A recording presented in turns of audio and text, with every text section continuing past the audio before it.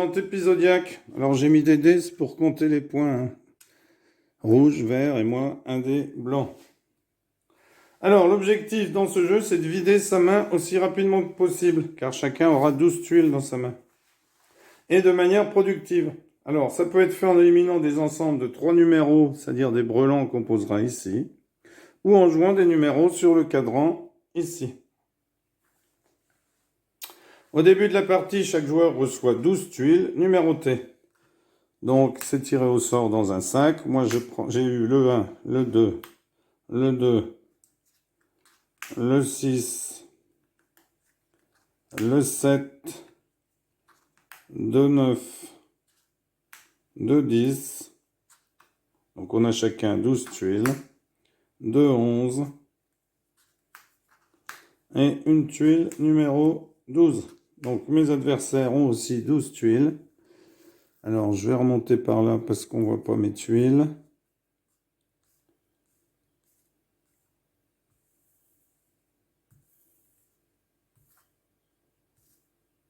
Voilà. Donc, mes adversaires ont aussi des tuiles. Et pour l'instant, on a 0 point. Il y a 48 tuiles en tout. On en tire une dans le sac qu'on met sur le cadran. Ici, c'est un 5. Il reste donc 11 tuiles dans la pioche, dans le sac. Alors, à son tour de jeu, on peut prendre une tuile de la pioche. On n'est pas obligé, hein, puisque le but du jeu, c'est de se débarrasser de ces tuiles, mais en marquant le plus de points possible. Pour marquer des points, il faut faire des brelans, ce qui vous rapporte un point.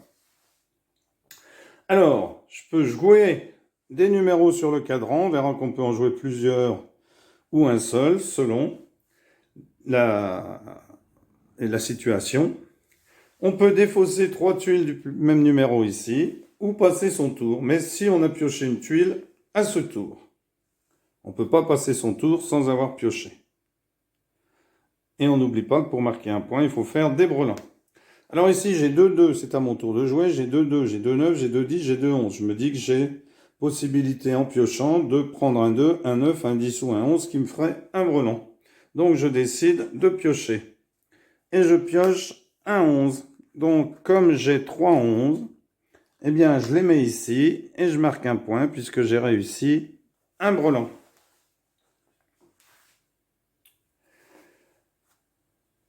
C'est à mon adversaire de jouer. Lui tire une tuile.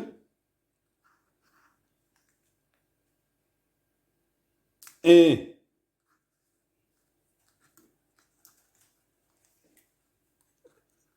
comme il a 2 6 dans son jeu, alors il a tiré un 6, il n'en avait qu'un. Mais comme il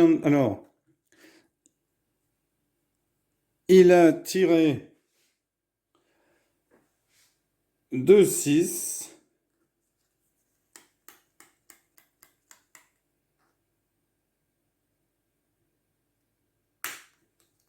Il a tiré un 6, pardon, il en avait 2, donc ça lui fait 3 6. Il pose donc un brelan et marque un point. C'est le joueur rouge parce que lui a tiré une tuile. En fait, il a tiré un 3 et il n'a rien obtenu. Il n'a rien pu poser, donc il a passé son tour, donc il a 0. Et c'est lui, qui a tiré 2 6 et qui a marqué un point. Comme ceci. Voilà. Alors, ici, c'est à moi de jouer. Donc, je peux poser sur le cadran une tuile qui soit adjacente à une tuile posée déjà. Alors là, c'était le 5 au début qui avait été tiré au sort. Donc, je peux poser un 6 ou un 4. J'ai un 6. Et comme j'ai une tuile numéro 6 et une tuile numéro 7, eh bien, je peux poser mon 7 aussi. Ce qui me fait beaucoup moins de tuiles maintenant.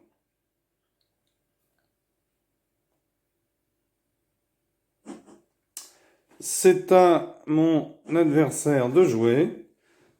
Et mon adversaire ici a dans son jeu 2, 7. Et comme la dernière tuile que j'ai posée est un 7, eh bien il la prend et réussit un brelan de 7. Alors c'est possible que lorsque c'était la dernière tuile posée par le joueur précédent, ce qui est le cas ici, et qu'elle peut immédiatement être utilisée pour défausser un brelan. Alors, mon adversaire ici tire un 4. Il en avait 2. Il a donc un brelan de 4 et marque un point. Ça lui fait donc 2 points.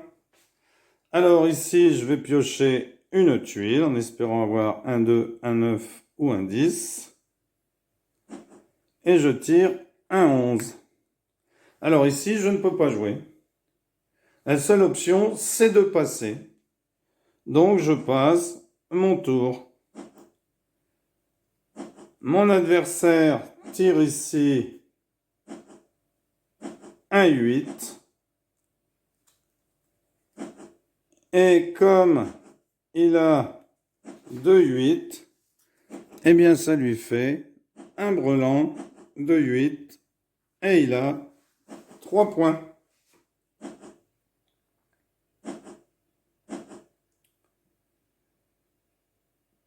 Ici, c'est à moi de jouer. Donc, je tire, je pioche un 10, brelan de 10, un point. Donc, 2 points. Mon adversaire, ici, jaune, tire un 1. Il en avait 2. Ça lui fait donc un brelan de 1. Il marque un autre point.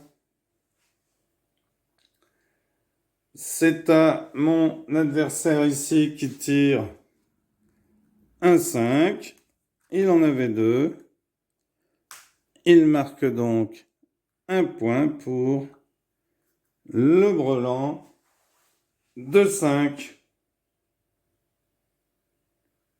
C'est à moi de jouer ici.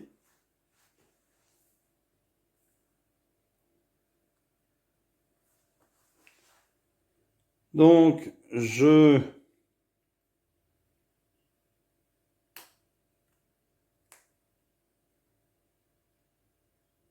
pioche un 12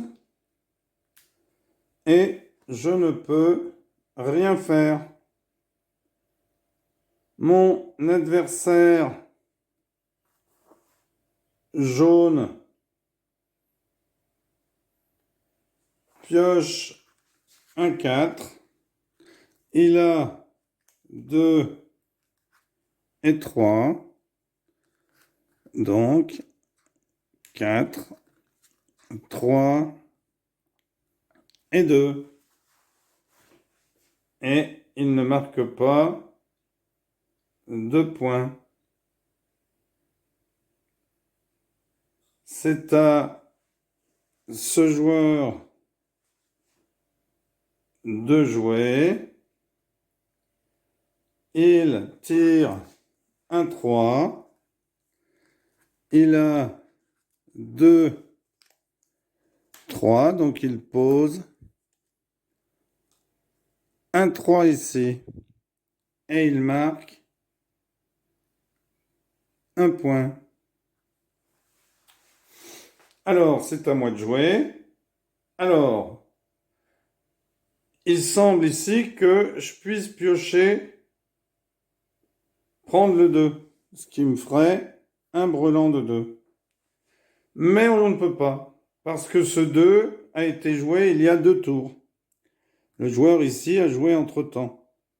Donc, je ne peux pas récupérer le 2, car ce n'est pas la dernière tuile jouée au dernier tour.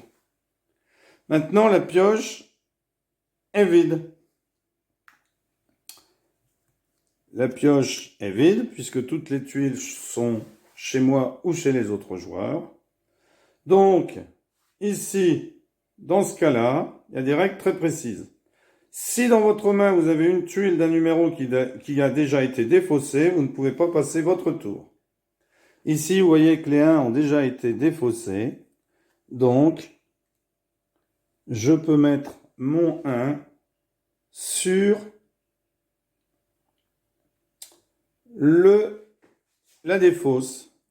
Mais, comme il n'est pas sur le cadran, eh bien, je dois le jouer sur le cadran. Et comme j'ai un 12 et un 11, je vais pouvoir les jouer.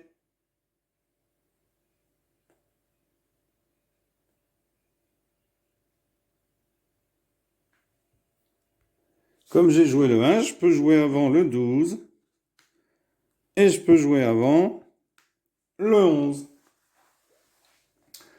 Alors, ici, c'est à mon adversaire de jouer qui joue le 10, le 9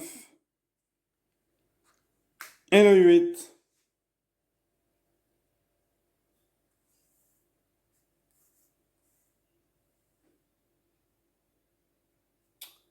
Et c'est maintenant au joueur rouge de jouer.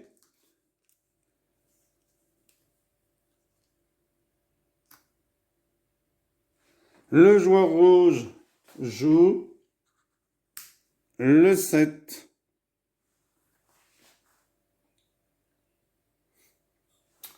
Le cadran est terminé. Quand ça se produit, toutes les tuiles numérotées sont remélangées dans la pioche.